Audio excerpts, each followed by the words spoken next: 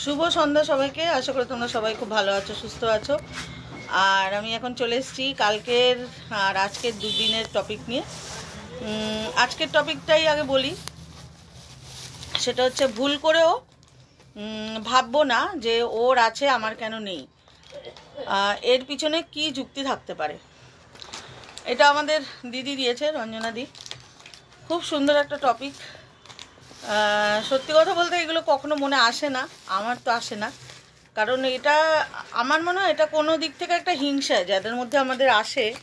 এটা কিন্তু একটা একটা হিংসার ব্যাপার যে ওর ওর যেটা অন্যের, যে কোনো কিছু অন্যের আছে সেটা আমার কেন নেই। হ্যাঁ, এটা মানে হিংসে, ঠিক আছে। আর সত্যি কথা বলতে সবার জন্য আলাদা আলাদা ঈশ্বর আমাদের দিয়েই রেখেছে। কোনো মানে আমরা যদি সেইভাবে দেখি, আমাদের কোনো কিছুই কিন্তু অভাব রাখেনি। যার যেটা পাওনা সেটাই তাকে দিয়ে রেখেছে। আমরা হাজার সেই মানে হিংসে যদি করিও তাতে তাতে আমাদের কিন্তু সেটা পেয়ে যাব না আমরা। কারণ যেটা যেটা তুমি বলে না, একটা স্বামীজির একটা কথা আছে যে তুমি যেটা পাওয়ার যোগ্য সেটা পেতে তোমাকে কেউ আটকাতে পারবে না। আর তুমি যেটা পাবার কথা নেই তোমার, সেটা তুমি হাজার কাঁদলেও পাবে না।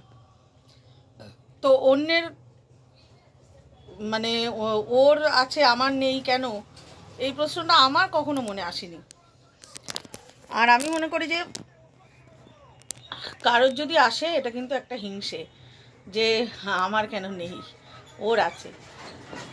হ্যাঁ, এটা একমাত্র আমরা এটা বলতে পারি যে আসলে তো আমরা আনন্দে থাকাটা কি সেটাই আমরা সেইভাবে বুঝি না। আসলে আনন্দ তো ভেতরে, কোনো বাহ্যিক কোনো বাইরের কোনো জিনিস, কেউ ঘুরতে যাচ্ছে বা কেউ যে কোনো কিছু, সেইগুলো কিন্তু আনন্দ নয়। আনন্দ কিন্তু আমাদের ভেতরেই আছে। আমরা সেটা এটা করতে পারি যে একটা মানুষ দেখবে, বিশেষ করে দেখবে এটা যে যারা অনেক গরিব, হয়তো সারাদিন দিন আনে দিন খায়, মানে যা রোজগার করে দিনে সেটাই খায়। তো তারা দেখবে অনেক সুখে আছে। যাদের কাছে অনেক কোটি কোটি টাকা আছে, তাদের ওই কোটি কোটি টাকার চিন্তায়, কোটি কোটি টাকা কোথায় কোনভাবে কোন খাতে খরচ করবে সেই চিন্তায় দেখো তাদের শান্তির ঘুম ঘুমাতেই পারে না। তো যাকে যেটা ভগবান কিন্তু ঠিক দিয়ে রেখেছে। 10টা দরজা বন্ধ, একটা দরজা যদি বন্ধ থাকে 10টা দরজা কিন্তু ঈশ্বর খোলা রেখেছে। তো সেই কারণে এইটা সত্যি কথা বলতে আমার কখনো আসেনি যে আমার কেন নেই। আমি মনে করি আমাকে ঈশ্বর যা দিয়েছে অনেক কিছু দিয়েছে। সব থেকে বড় কথা তো আমরা এটাই ভাবতে পারি না যে আমরা এই যে নিঃশ্বাস নিচ্ছি, এই যে আজকে এখনো পর্যন্ত নিঃশ্বাস নিচ্ছি, এই যে এখনো হাত চলছে, পা চলছে, ঠিক আছে, এটা কি কম পাও না? আমরা আসলে সেগুলো দেখি না। আমরা কোথায় এখনো সূর্য উঠছে, এখনো আমাদের এই ক্লাইমেট এমন আছে, সূর্য যদি না উঠতো তাহলে কিন্তু আমরা বাঁচতামই না। তো সেরকম আমাদের যদি জল না থাকতো আমরা বাঁচতামই না, যেরকম আমাদের অক্সিজেন না থাকতো আমরা কিন্তু বাঁচতামই না যদি এরকম হতো।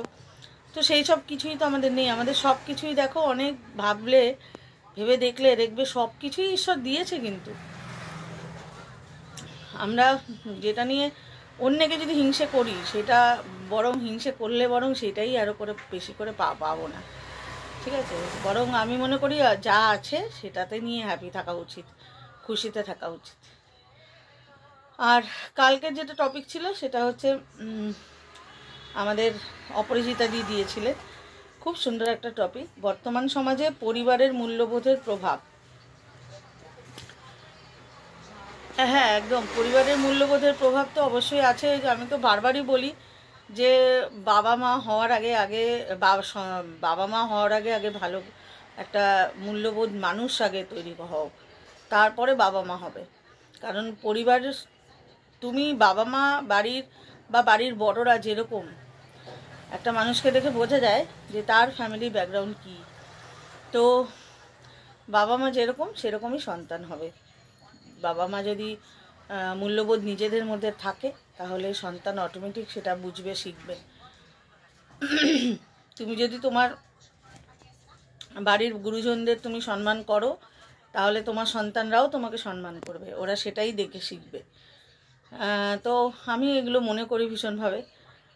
আর কি বলবো, পরিবারের, বর্তমান সমাজে পরিবারের মূল্যবোধের প্রভাব, মূল্যবোধ সত্যি অনেক দিকে অনেক ক্ষেত্রে দেখা যায় যে মূল্যবোধের অভাব রয়েছে। সেটা কি বলবো, এটা ভীষণ দরকার মূল্যবোধটা শেখা।